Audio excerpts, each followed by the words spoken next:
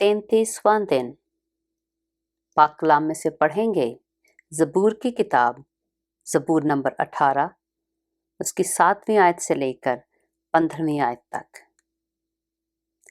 तब ज़मीन हिल गई और कांप उठी, पहाड़ों की बुनियादों ने जुम्बश खाई और हिल गईं, इसलिए कि वो गज़बनाक हुआ।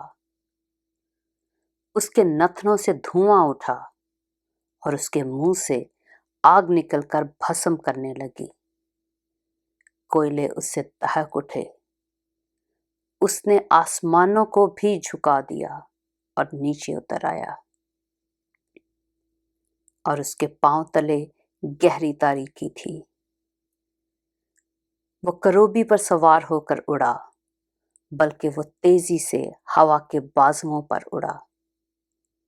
उसने जुल्मत यानी अबर की तारीकी और आसमान के दिलदार बादलों को अपने चौगिर्द अपने छुपने की जगह और अपना शामियाना बनाया।